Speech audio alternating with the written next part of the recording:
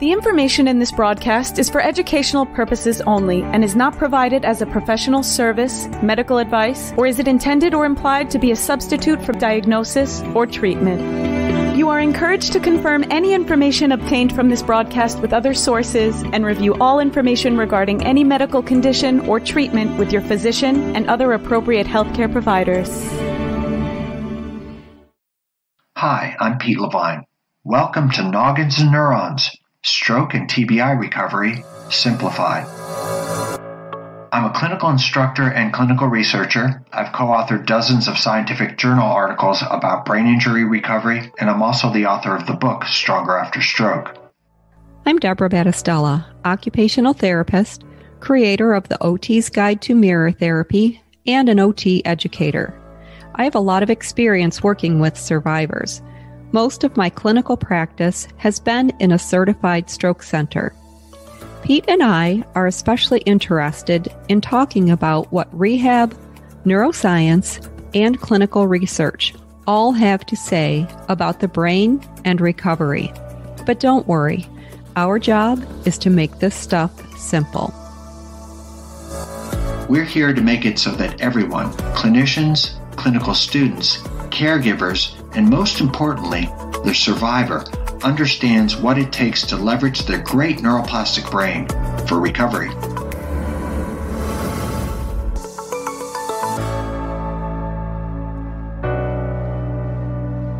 I think, too, that if we do a case study and we talk about it and we kind of say what our process is and the way that we think about things and link it to the research, maybe it will help clinicians to know that they're probably thinking about things the right way. I think sometimes there's just insecurities around trying something new or even doing what you think you should do, especially if you don't have a mentor available to you, which I always recommend anybody have a mentor of some type or even work in a clinic where there are seasoned therapists there, or at least people who have some more experience than you do, because it's hard, especially when you're a new grad. It's hard to put all those pieces together in a meaningful way. And then,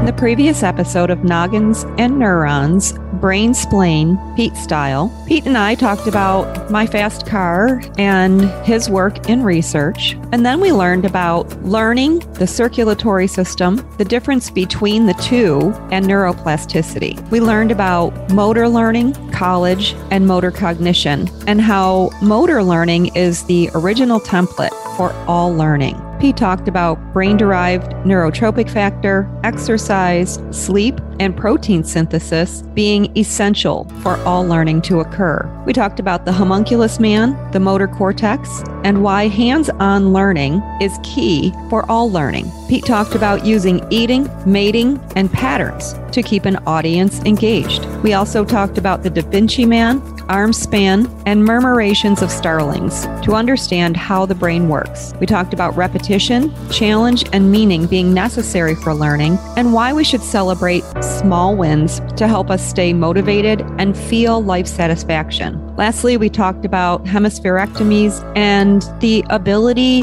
for people who've had them to be independent. Seems like that takes away excuses for us. And then Pete tied in a little bit of action observation and tossing balls in class, along with repetitive practice and measuring change.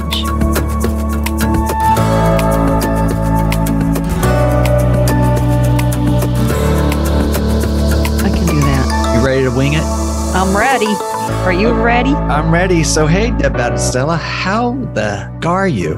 Hey, Pete Levine. I am fantastic. Ready to move to Florida. How are you? Well, do tell. How was your trip to Florida? How did the Gulf R? It's a Gulf R, is that right? It's a Gulf R. A Gulf R. Oh, God. Okay. And how did that go? How did it go with the two fine young ladies from Neurorehab, Doro and Lynette? And then I saw a picture of you holding a baby on Facebook, and you looked alike, you two. You're both like rosy baby cheeks. Oh, that's an old picture. Oh, it is? Oh, yeah, that's the granddaughter that lives in New Jersey when she was a baby, and she's turning 8. Oh. Yeah, so that was an old one. Okay, so let's go. So Okay. how was the trip out there? You saw your aunts. What happened? Oh gosh, the trip was amazing. I saw 2 aunts, both in their 90s. One is doing amazingly well. The other lives in assisted living, just kind of living there. They're both adorable and I love them. And then That's very sweet. But did you get to Tim Hortons? That's what I want. Well, I didn't even go there first because I arrived so late and went to the assisted living facility. They agreed to let me come in later to visit. That's the nice thing about rural towns. They don't have these strict rules like bigger cities have. Yeah, so I met my cousin there. I bet they have COVID issues too, so that they let you in. That was cool. And then you met your cousin there? Yeah, I met my cousin there.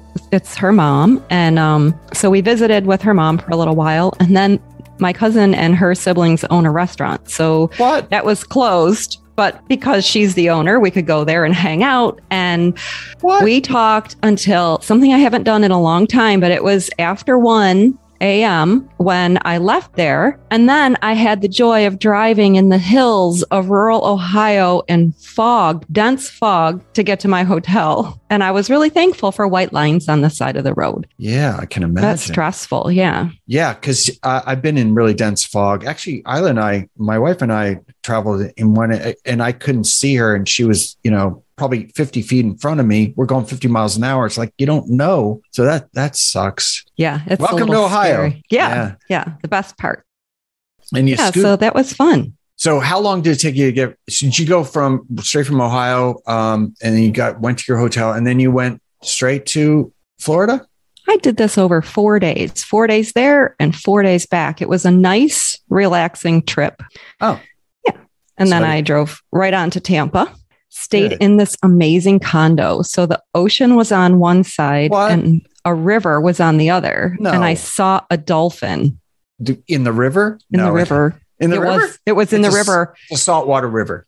Well, it kind of like it's on the Gulf. So it just kind of flows into this river. Flows and the dolphins flows around. Yeah. Wow, that's pretty cool. Mm-hmm. So either way that you looked, you were just surrounded by beauty. Yeah. Okay. And how are the grandkids? The grandkids are so darn cute. The youngest one, the one that had the birthday, she doesn't like me. I was told not to take it personally. She doesn't really like new people. Yeah. I got her. How old is she? How old is she? She has turned 1. 1? What the heck? I know.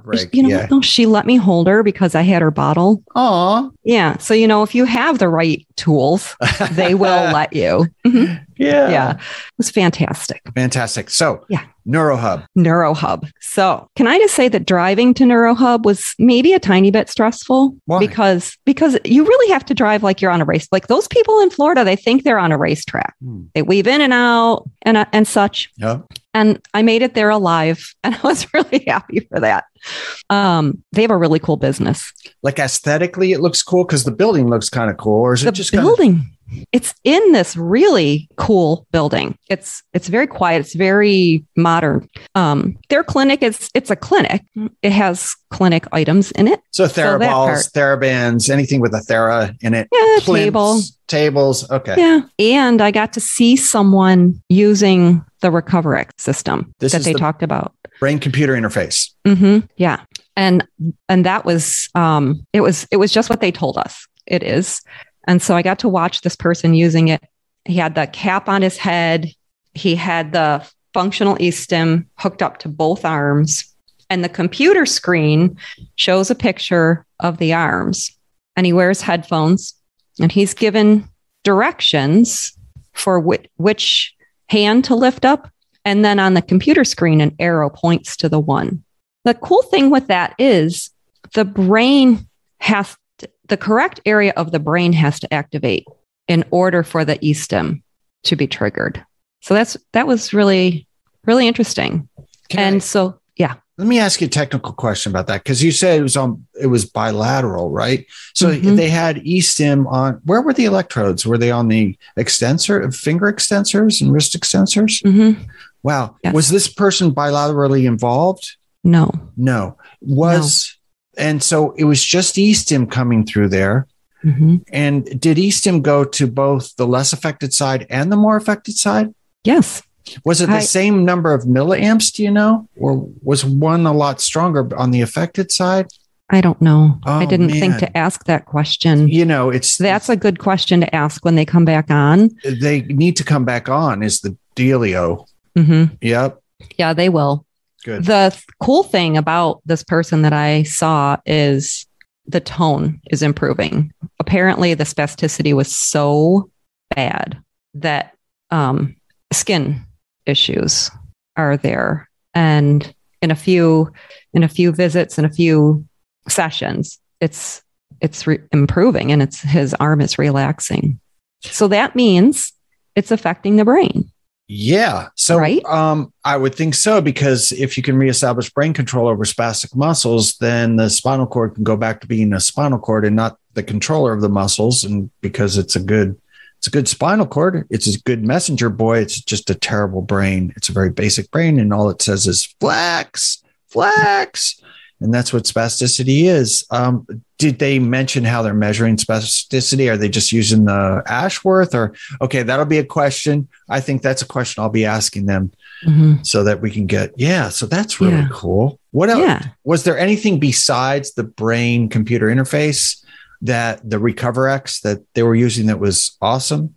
Besides the RecoverX, is that what you're asking? I mean, once you come off the RecoverX, there's nothing as awesome, basically, in rehab, but maybe a couple other things. But did they impress you with any other cool things? The NeoFect. NeoFect? Yeah. Smart glove. Oh, NeoFect Smart Glove. So what does that do? Oh, you have to, so you put that on your hand, and then you have to do different activities. I did a fishing activity, and she set it up so that I would do some radial and ulnar deviation, like with this fishing activity. And you have to make the correct motions in order to make it work correctly. Wow. So when are they coming on? We have to ask them about a very special person that they were working with when they come on. So let's not forget to do that. Okay, we won't, but we need to get them to come on. Are you going to be the tip of the spear on getting Doro and Lynette back on?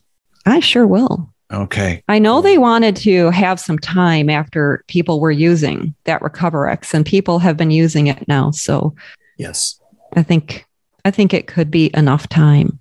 Yeah. Maybe they have a little bit of data and we can ask them like the nuance of stuff. Was the person that was interesting that you wanted to talk about the patient, was that somebody that was using the RecoverX? No. Okay. It's another person. It's not a person who's had a stroke. It's they have another diagnosis, and such a mystery. I have to keep it a mystery, right? It's a cliffhanger is what it is. It's a podcast cliffhanger, folks. You are welcome. Yeah. So, other people that are coming on, I'd like to review that. Yes. So we have Marcus Saikali and, of course, the great Robert T. Sell, both of the evidence-based review of stroke rehabilitation, which we've talked about so many times that I think if we change the name of our podcast, we should change it to the evidence-based review of stroke rehabilitation podcast. Yeah, so we're big fans. He'll be the first MD that's on. He's a physiatrist. He's the director of, just about everything regarding stroke in Canada. And that they're coming on next week, right? Correct. So that'll be out a couple weeks from now. And then Mary Warren is coming on, Professor Emeritus from UAB. And Emeritus, I just looked this up. I didn't even know. It means that this is what you're going to be one day, Deb. So it means that you are retired, but you get to stay a professor for the rest of your life. Yep. Yeah, I actually know how that works because one of my former professors retired from the program that I teach in now, and I was able to recommend him for that status. And they got it. They got it. Because they listen to Deb, man. You don't mess around with bad Stella. You just do what she says. That's right, right? Yeah, that's right. She's pretty badass. She is badass, man. In the Gulf R with the 6 forward gears. Is it 6 or 7? 6. Let's just say 9 forward gears. On 9 gears and yeah. So Mary Warren. Yeah. This is exciting because she is the vision expert. She's the vision expert. That's right. Mm-hmm. And I was looking through a little bit of her research.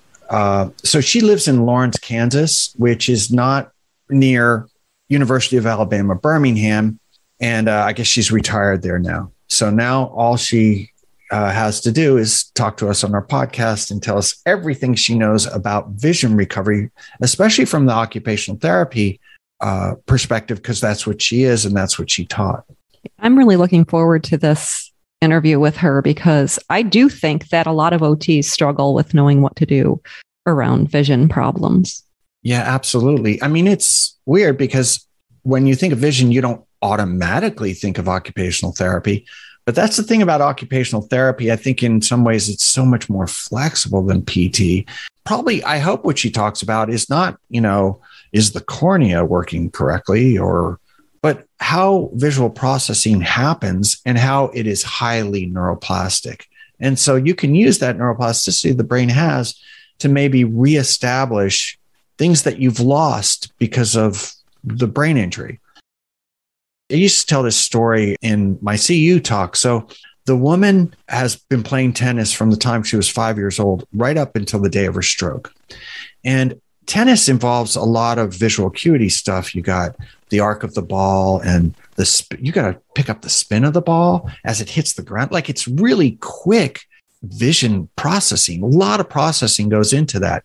You got to look at not only the position of the other player, but where their force is going so that you can go into the opposite court of where they're going. And you got to know where the net is and the lines. And it's crazy visual. So anyway, so she has a stroke and she stops playing tennis. And the husband comes to an occupational therapist and says, there's something wrong with her vision. She's never had eyesight problems. Now all of a sudden she has vision problems and she's, running into things. And I know you talked about hemianopsia, but you also ruled it out. I don't think she has hemianopsia. I think she's just like her vision is going, she's getting soft or something. The infarct was completely in a different part of the brain. And you go, wow, well, that makes sense because she was playing tennis, which involves a lot of really focused work on the brain with regard to vision. And now she's not playing tennis anymore. So those neurons, those synaptic connections are going to start to prune in a massive way throughout the visual cortex because she's not using it the way she was before. And so if you work on visual stuff, it will come back with a vengeance. Why? Because it's not injured. She loses vision, not because the infarct hit it, but because there's learned non-use, essentially learned non-use of the visual cortex. So if you're willing to work, like just because it's low-hanging fruit and just because it comes back easily, doesn't mean it doesn't matter. She still has lost something through this vicious cycle that the brain goes through when you lose one part of the brain and it affects all these other parts of the brain. But maybe that's something that we can ask her about. Like what's the neuroplastic model of getting vision back? Not because the brain was hit in the visual cortex, but because there's learned non-use. I like that you brought up learned non-use of this part of the brain, because I think that we don't often consider all of the learned non-use that can just occur because somebody has a stroke, but maybe because we're not giving them the opportunities that they need, or they're just not getting the opportunities that they used to have before because of this interruption in their life. Remember when we were talking with Doro and Lynette, and they brought up the role of cognition as it relates to vision and how the two are so closely interrelated. And that's what I was thinking about when you were talking about what's all involved in playing tennis. And I hope Mary talks about some of that stuff. We'll have to ask her specific questions about that. Maybe she can give us some insight and help us understand that a little bit better. If you want to get nerdy about this, the term is diaskesis or diaskesis. It's this idea that if one part of the brain dies, it's not just that part of the brain that's affected. It's that part of the brain plus every other part of the brain that part of the brain used to talk to. And so the completely disparate parts of the brain, for instance, the visual cortex in our scenario, starts to prune. It can happen like anywhere because we don't really, it's not like it's really obvious the way an individual's brain is wired. There's these tracks, TRACTS, these bundles of axons that fly all different directions through the brain. And so you lose one area and then it affects all these other areas. And my only point is like, if you're an occupational or a physical therapist, look for the low-hanging fruit. Look for the stuff that's going to be easy to rehab just because they don't have any injury there. Just because it's an easy thing to rehab doesn't mean it doesn't matter and there shouldn't be focus on it. You know, I could see a therapist, maybe not the smart ones that listens to this podcast, but the ones that maybe don't, that are thinking, well, vision, you know, it's not my thing. And that's not where the brain injury was anyway. So I'm not going to really deal with it. Let's send her to an eye doctor. But it might very well be helpful to think about diaskesis or diaskesis. How one small area that goes can affect all kinds of areas you're not thinking about. Yeah. So just to go back on that nerdy word, how do you spell that? It is DIASCHIS. And I would bet $1 million without looking at it, it's a Greek word.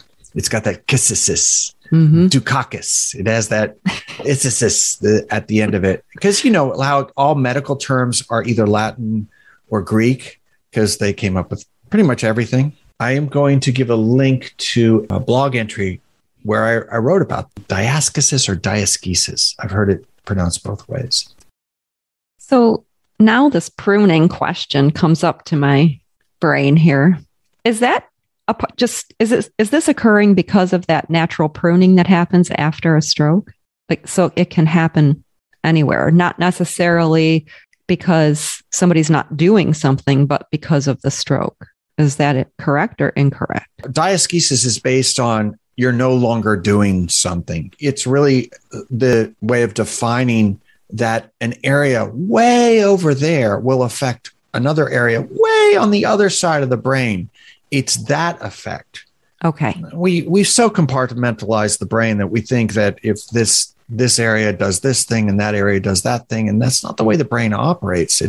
The whole thing is flowing, a flock of birds all throughout your head. And I think it's a mistake when a lot of people think I'm, the left mathematical person, or I'm the right artistic person, or they're in conflict. It's such BS. The whole brain. We're all both. We're all of it.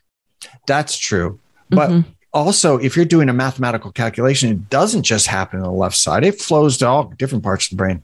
So because it's so interdependent, if you lose one area, you actually lose a lot of other areas. And the loss is more nuanced because you're not seeing it was there, now it's not there. It's more to a diminishment, probably. Mm-hmm. It's so amazing after having been a therapist for so many years.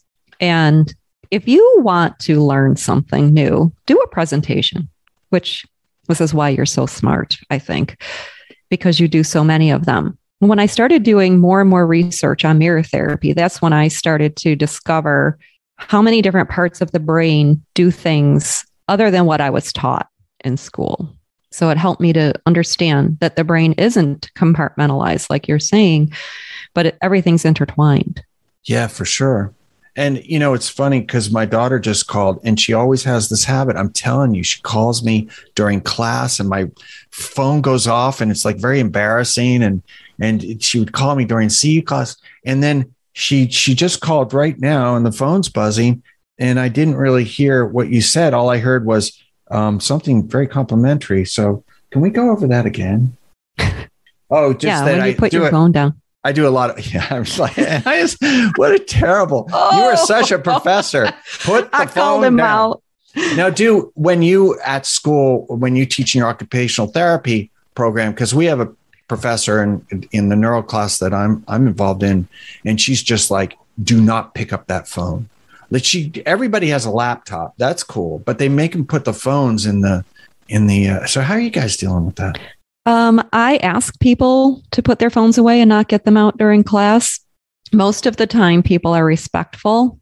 I do know that during that time when we were virtual and I was teaching virtually, there was a ton of texting going on during class. That was hard as an instructor. And I think that until people get up regularly in front of a group of people and have to talk, they don't realize how distracting side conversations are, texting. It makes you lose your train of thought. And then the other thing, which I am very guilty of, laughing. I will laugh in a class sometimes. And, just sometimes something over there is funny. It has nothing to do with the person who's talking. But when people start laughing and then, are they laughing at me? Oh, are they laughing at that person over there? What's going on? Yeah. So it makes you lose your train of thought. And then you lose that time, you lose that momentum in the course. But I'm not super strict.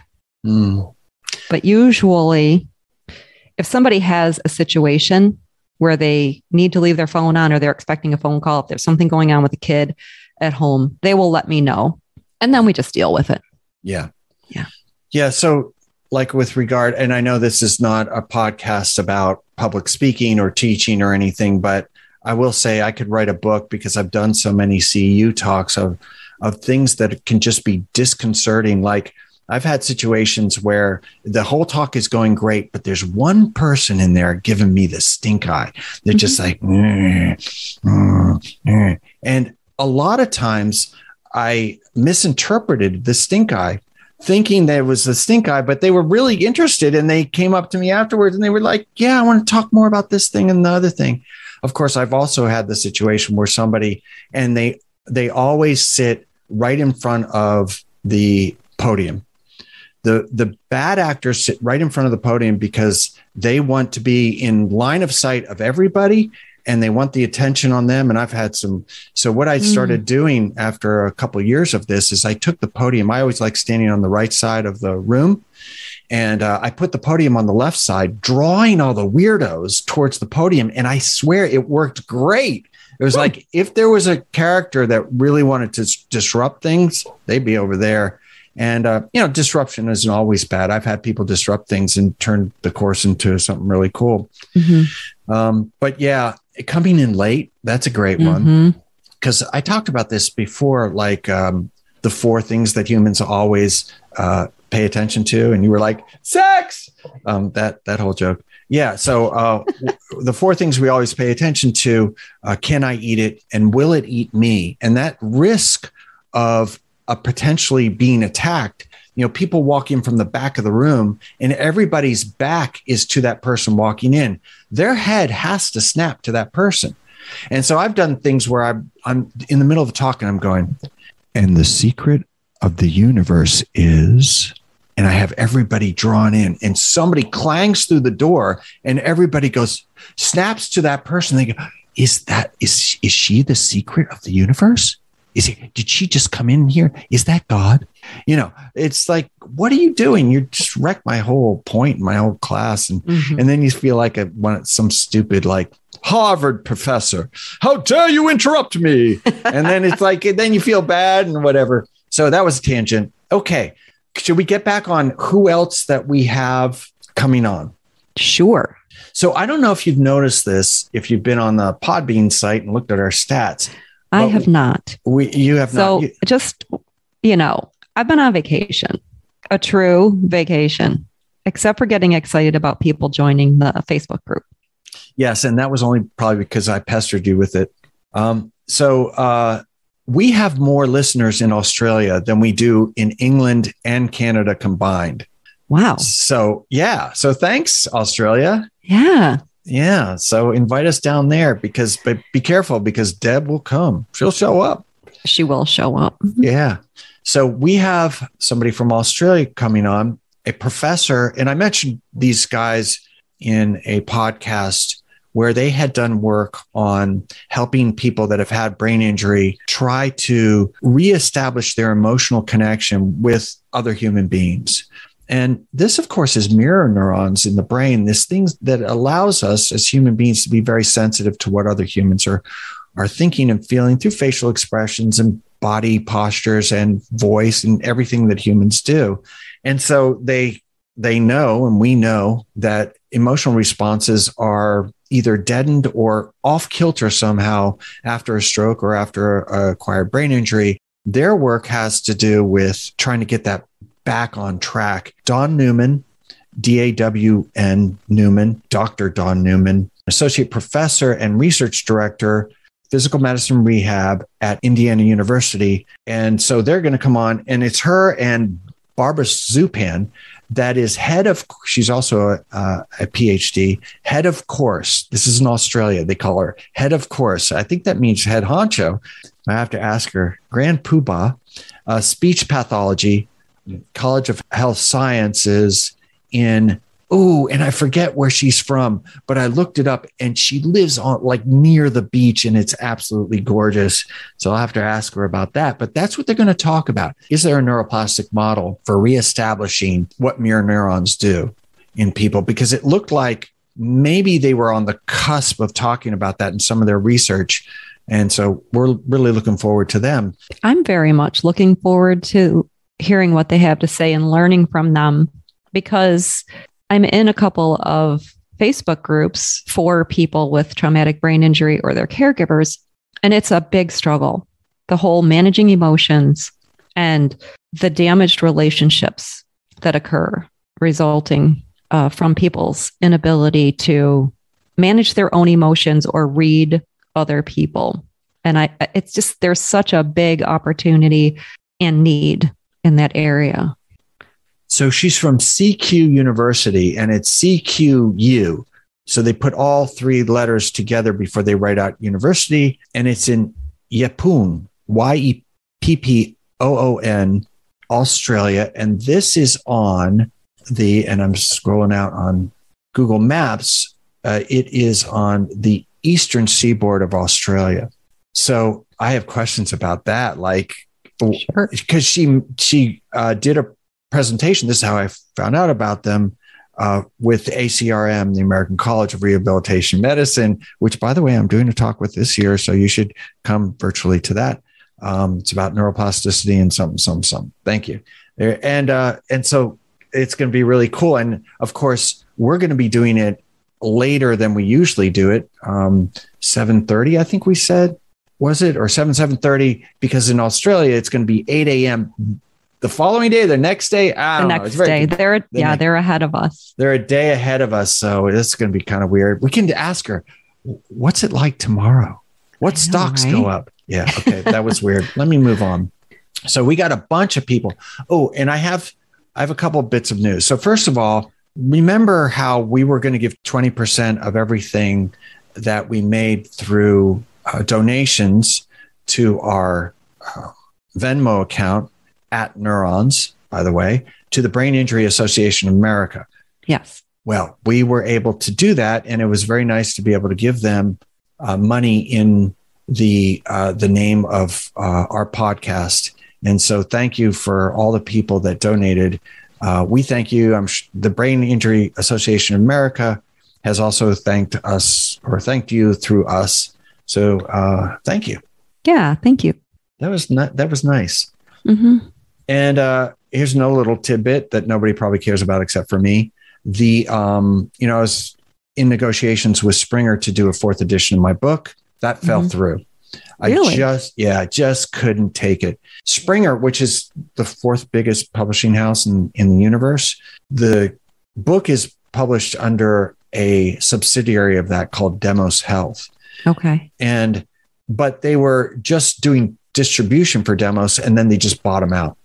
And so this was the first contract that was written by the lawyers at Springer, and it was a nightmare. They had this clause in there that if I didn't agree to do a revision whenever they asked for it, they would get another author to revise it, and then they would give the money to the other author. No. Yeah. Who writes something like that? Well, this is the thing about lawyers. I really feel sorry for them, because this is what they do all day. And I've heard in big law firms that lawyers just lose their SHI,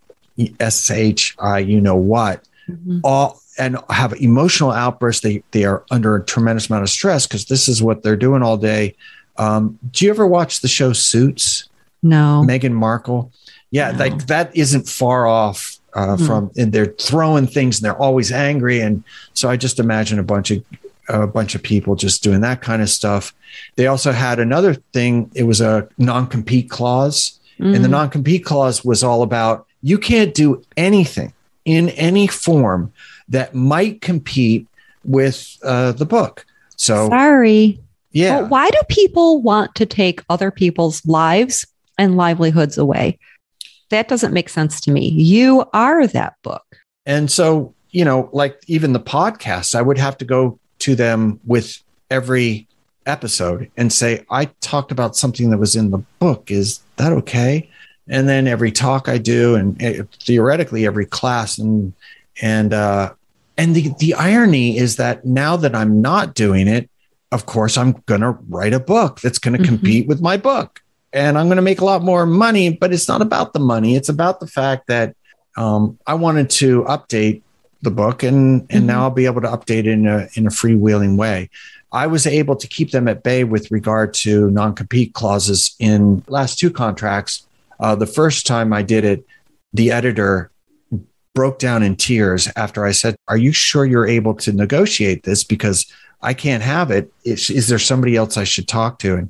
And they started crying on the other end, and it was a bit of a scene, but I just can't. I couldn't deal with it, and so we're not going to do that. But that's okay. Moving on. And there are other publishers, and I'm sure you already have a plan. My plan is to self-publish. Yeah. I mean, these days, I actually had Hay House reach out to me, which is it's kind of, you know, like a spiritual self-help type of publisher, but really? They reached out to me over the mirror therapy program, which I don't think it's a book, it's a booklet, but there are many others and other ways to do this. Absolutely. And I'm glad that we're talking about this, because I think a lot of people get tripped up on things like that. Oh, that was weird. There's a little glitch, right? Yeah. Yeah, I saw it too. Okay. Here's a funny story. Can I tell you a funny story that has nothing to do with publishing, or do you want to talk more about like getting tripped up? No, I don't want to talk about getting tripped up. Yeah, no, I don't want to talk about it anymore. So I called my mother the other night. She lives in New Jersey and she's 94. And you know, my mom can be, how do I say this politely? She can take something that's not dramatic and make it very dramatic. She's from South Philadelphia, you know, she's Italian.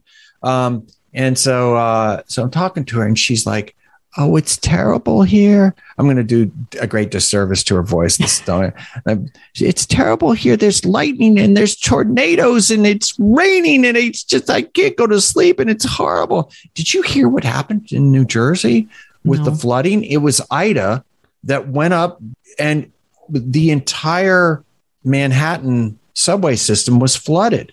I mean, there was half of Manhattan was flooded, and New Jersey got hit. 6 people, more people died there than died in Louisiana, where it actually hit. Oh, geez. Now I feel bad because my daughter's reaching out to me and I didn't reach out to her. Oh, New Jersey. Yeah, you got to talk to her. Do you want to? Should we take a break and you can call her now? Well, it's pretty far past. You know what we should do? We should record just both of us talking to our daughters. Oh, my daughter would kill me. She swears more than I do. That's okay. We like that. Yes. So the next thing I have on our agenda to talk about was listen. So I don't know if you know this, but apparently you do. The Facebook group is blowing up. What do we got? 35 people now? Well, when I made that post, there were 33. And I know that I know at least one more person joined. So I don't know, 34, 35, 36. I'm pretty darn excited about it. And you know what? I forgot about Jenica and Suzanne are coming on. And where do they work again? They work at Trio Rehabilitation and Wellness Solutions. And I believe Jenica is the owner. I don't know about Suzanne. So we're going to have them on. They're in, I don't know how you pronounce it, but it's Borene, Borene. Maybe it's just Born. Maybe it's Born. Like Borene. How are things down in Borene? And that is, just so you know, quite close to San Antonio. So there are another couple of OTs that are going to come on and school us about all the cool things they're doing clinically. And that's another thing, you know, if you want to be on our podcast and you have a cool clinic that you're running, give us a shout out and we'll see if we can get you on. Mm-hmm. Or even a cool program that you're running. I noticed a lot of people in the UK do community services, and they seem to have these specialized programs. So I'm curious about that too. Yeah. So if you're running like constraint-induced therapy program or a vision program or a driving program, come on and tell us about it. And you don't have to like stay on the whole hour if you don't want to. You can just give us the good stuff. We'll steal it and we'll move on. I think it's important for people to hear what's happening in therapy world. We have a lot of survivors listening, and I think they need to know what opportunities are available for them. Yeah. So speaking of survivors, we do have a little bit more feedback through the Facebook group, and you should join the Noggins and Neurons Facebook group, because now we're getting chit chat going back and forth. And as you're going to see, I'm going to discuss a couple of the questions that they asked, not fully discuss it, but just kind of discuss what they asked more than anything, because we want to do some research and really answer it well. I was listening to another podcast, and they were talking, it was like these coding nerds, like computer guys. And they were talking about how they see a future where Facebook isn't that big and Twitter isn't that big, that these really big platforms are so big that you sort of lose the sense of community, and you try to get into these groups, but then they blow up. And I swear, I think I want to shut the door on a Facebook group. Maybe we should put it like 100 people. And I know that's probably not going to fly, but that's a strategy. But you should join before we shut the door. That's a marketing strategy. Yeah.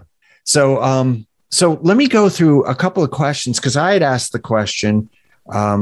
You asked a really good question, which was, "Who are you?" and tell us a little bit about yourself. And that was kind of cool. And I didn't chime in because I'm shy. But there was some other. You're probably the shyest one in the group. Yeah. I think deep down I'm an introvert, right? I think I am. Yeah. Okay.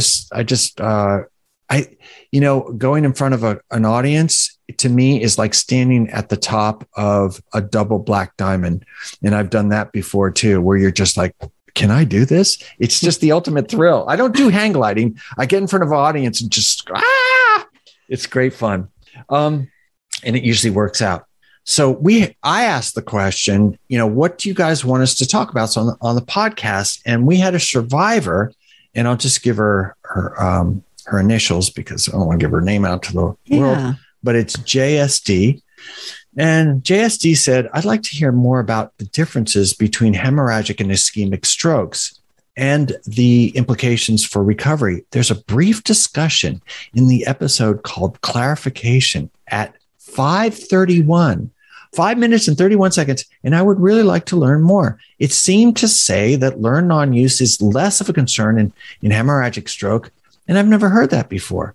Please talk about this topic. I'm a survivor of a hemorrhagic stroke, and I absolutely love this podcast." Oh, thank you, JSD. We appreciate it, and that's what we want to hear, because love is a good thing. And I've sent links to several friends and therapists. Oh, and everyone has thanked me profusely. All right, cool. So. I appreciate that she's referring the podcast to friends. I also appreciate that she was very specific in her question, and this is a person who has attention to detail because she gave us the timestamp. Yes. And that's exactly what I liked about the question as well. She also emailed us. I don't know if you know that. I didn't. I wrote her back. Okay. I wrote her back. Yeah. It was interesting how the survivor asked a question that was laser focus, whereas the therapist said, "We want to know everything about X, just everything." Yeah.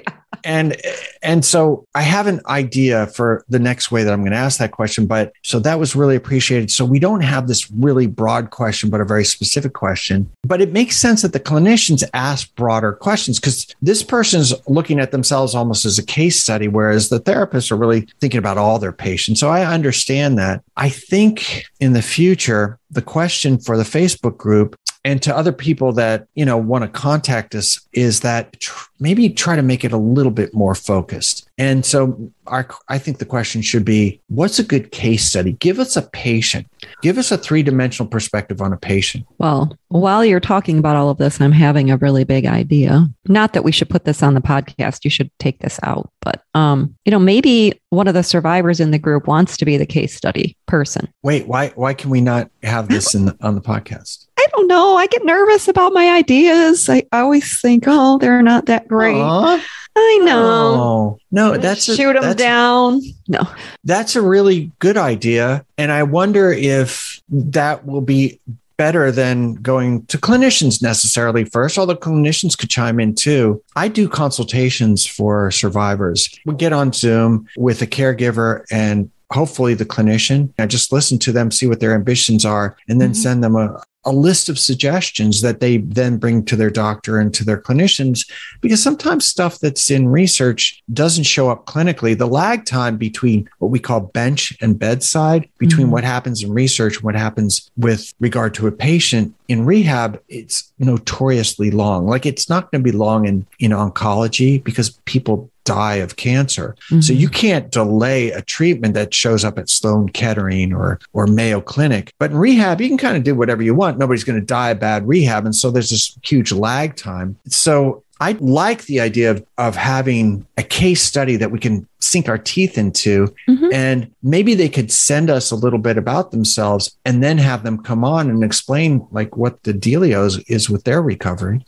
I think too that if we do a case study and we talk about it and we kind of say what our process is and the way that we think about things and link it to the research, maybe it will help clinicians to know that they're probably thinking about things the right way. I think sometimes there's just insecurities around trying something new or even doing what you think you should do, especially if you don't have a mentor available to you, which I always recommend anybody have a mentor of some type, or even work in a clinic where there are seasoned therapists there, or at least people who have some more experience than you do, because it's hard, especially when you're a new grad. It's hard to put all those pieces together in a meaningful way. And then, So do you remember the episode on research? I talked about the guy, David Sackett, the Canadian, who literally came up with the idea of evidence-based practice. Yes. And one of the things he said was that it's patient-driven, that it's the patient that's sitting in front of you that drives you to the research. And then you try to get that question answered and you implement it, not just with that patient, but for any other patient that comes in with the same sequelae or comorbidity or whatever.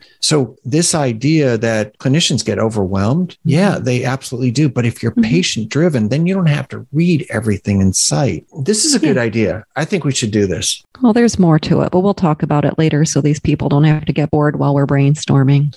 Okay, but I did want a swipe at least at the difference between hemorrhagic and ischemic stroke. And I know you're a fan of her, but I am not a fan of Jill Bolt Taylor. You're not. Yeah. So she was a brain scientist. In her first book, she claimed she was Harvard trained. She actually went to school in Indiana. Nothing wrong with that. But she did her postdoc at Harvard. And I found it interesting. I didn't buy the book, but in her new book, she says that I didn't go to Harvard. I went to a school in Indiana, but I did my postdoc there. I have her new book. Yeah. So sorry. Does that mean you like me less now? No. Okay. No. And if my daughter was here, she'd say, well, the only reason that you don't like her is that her book sells more than yours does. And I'm like, yeah, that's what happens when you have 7 million people watch your TED Talk and you're on Oprah. But Jill Bolt Taylor, if you watch her TED Talk, both hands move beautifully. She was a left hemorrhagic stroke. Both hands move beautifully. And I'm sorry. I thought she was a right. You keep talking. I'll look it up. Okay. But let's just go with the hands. Both her hands are moving perfectly. Oh, you're right. I'm wrong. So it was left CVA, right hemiparesis.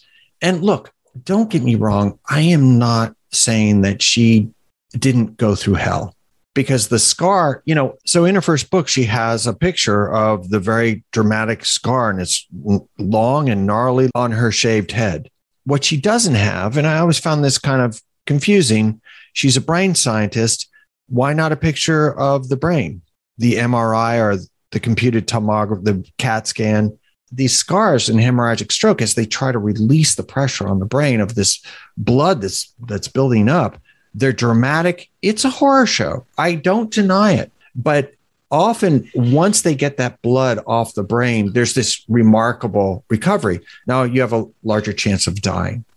So I had looked at research years ago that said that the trajectory of recovery for people that are hemorrhagic is much more steep in a good way, that it's better than the more shallow trajectory of somebody who has an ischemic stroke.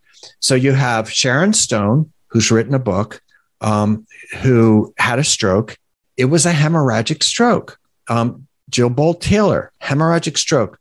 The guy, Kevin Sorbo, who was an actor who played Hercules, he also had a hemorrhagic stroke. The people that have ischemic strokes often, Dick Clark is a good example. Ischemic stroke, he tried to keep going, but it kind of destroyed his career. And there's a bunch of other ones. It's tough to equate the two. They're dissimilar. And as I mentioned in one of the podcasts, hemorrhagic stroke is less like an ischemic stroke, and then an ischemic stroke is to having a coup contra coup head injury in a car accident. It turns out, I don't know, did you want to add something to that? No, I almost had to ask you to repeat that because I was lagging behind. I love when you do that. What'd I do? So like in the one where I did the whole class to just you go, the girl in the back's brain went to sleep. You're just so willing to admit that, but that's great. I'm thinking I'm thinking about what you're talking about, but not paying attention to what you're saying. So yeah, problem. Sorry. No, that's not a problem. The girl in the back's brain is not here right now. So that was great. So anyway, and I'm talking a lot, so I completely understand. So I want to talk about a couple of studies where they compared hemorrhagic and ischemic stroke. The first one, it was from 2013. It's an older one. It's from King's College in London.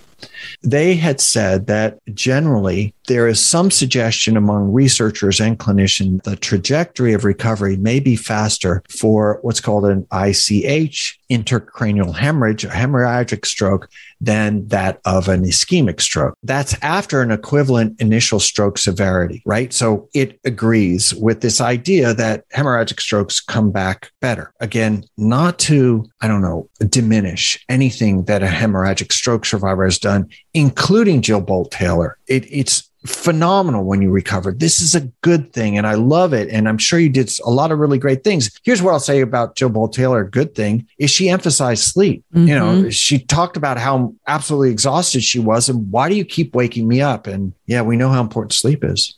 I'll tell you, that book changed me as a practitioner.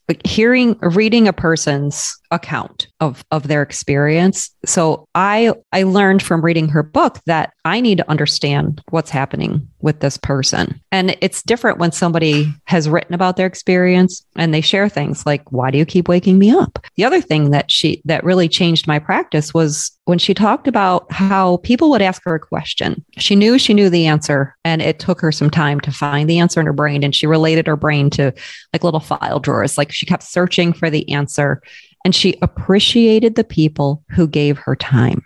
And that really resonated with me because as a clinician, I worked with a lot of people who just would come in, ask a question. Oh, you're not answering. Oh, you must not be able to tell me the answer. Okay, well, bye.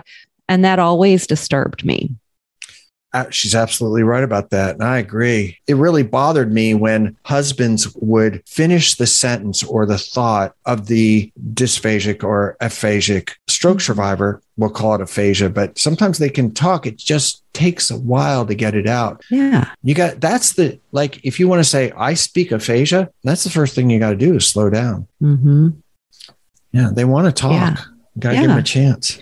I have a little story. Yeah. So when I had this job that I was a float therapist, I went around to all the different hospitals, all the subacute, all the inpatient rehabs, and we had a PACE program. And that was my favorite. And one day I was working in the rehab clinic and this woman comes in and she just was so excited to see me. And all she could say is, I know. So she had had a stroke and then she was there for another reason. And I kept saying, I don't know her. I have never seen her before, which was not true. She had seen me at the PACE program. And when they were doing activities, I always had to go around and see what I could do, what I could learn about a place and just hang out with people. And she was there. So I had never worked with her in therapy, but she saw me. And then of course we had a connection, and she would get so excited. And one day I was at the PACE program when she was back there and she was getting therapy, and we were just talking about places. And I mentioned, of all places, Marietta, Ohio. She knew Marietta, Ohio. So the sad thing is that's all she could say is, I know, but we still had a connection, and she was right and I was wrong in that instance. Well, she's aphasic. She's not. No, but I have a terrible memory too.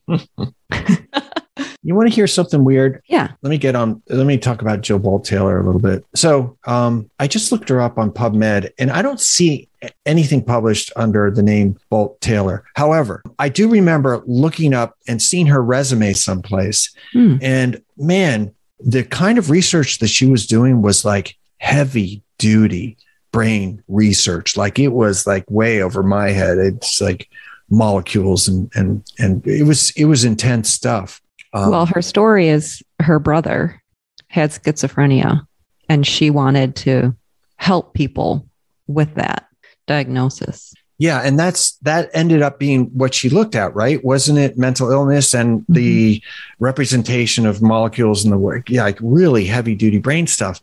This is why it's so frustrating that when she talks about her brain and she dramatically pulls out the brain in the TED Talk, and she talks about how I went from, this calculating mathematical science left brain person, and then I could feel myself shifting into being a right brain, like free flowing, free thinking person. It's like the left right brain thing was debunked a million years ago. As a brain scientist, certainly, why would you go there of all places? And it's weird because if you go online and you look for a book about stroke recovery, her book comes up, and she made a great recovery, and no doubt about that. You might say that she made a perfect recovery. There's no deficits in the uppers and no deficits in the lowers. And despite the fact it was on the left side of the brain where all the language centers are, there's no deficits in writing or speaking. And there's a couple of problems. Despite the huge scar, we don't know how much brain damage there was.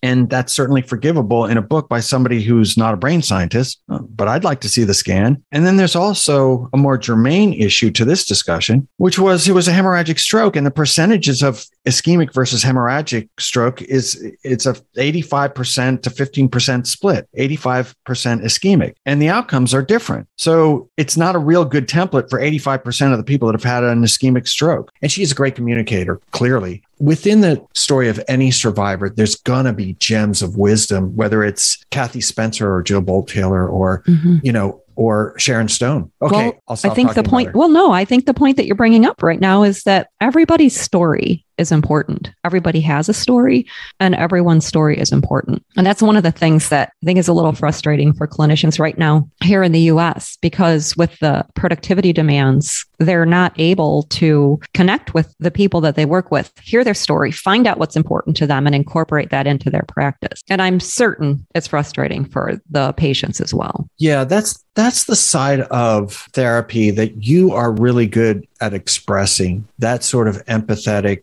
side of it. And you're absolutely right. Like, we don't even think about, well, I'm rushed and I don't even have time to go to the bathroom, so I'm distracted and I can't do this, but I got to write the notes when I'm with the patient and I can't do it someplace else. And then I end up bringing work home with me and all that other stuff. And you go right to the core of the issue, which is, how can I be empathetic when I'm in a rush? And it doesn't work that way. Well, the only way is probably the reason I got furloughed from the hospital, because I just didn't give into that. I decided that if I'm going to be there in a room with a person, that's where I'm going to be. That's what I'm going to do. And I didn't see 15 people in a day in acute care working in the ICU. I mean, that's no. And so, I don't have a job now. Well, you do have a job. Well, I do. I don't have that job. Yeah.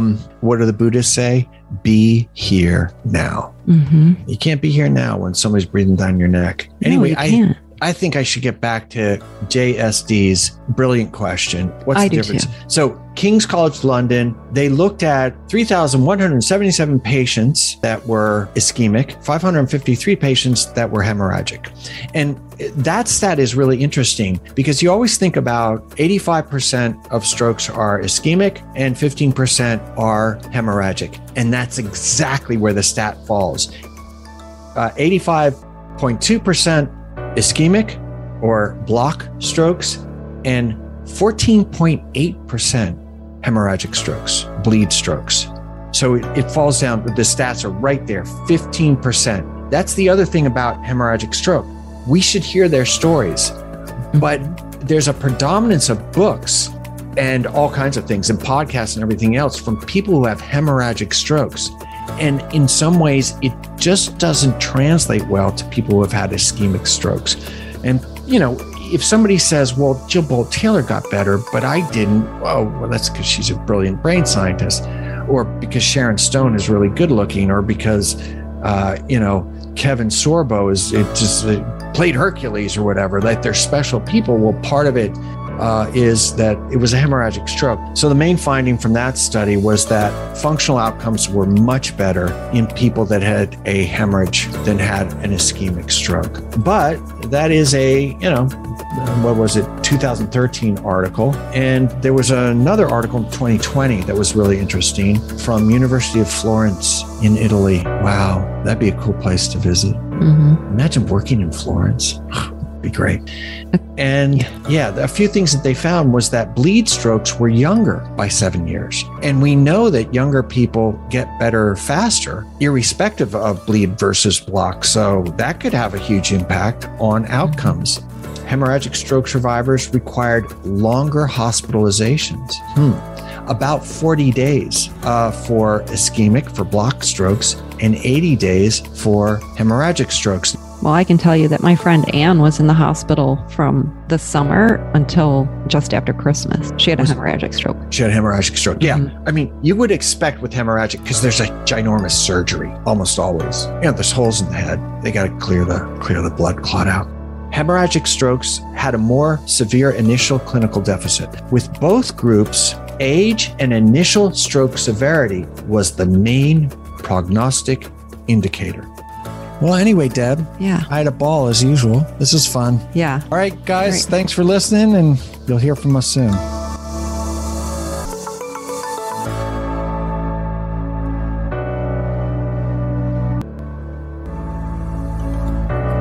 Thank you so much for listening to this episode.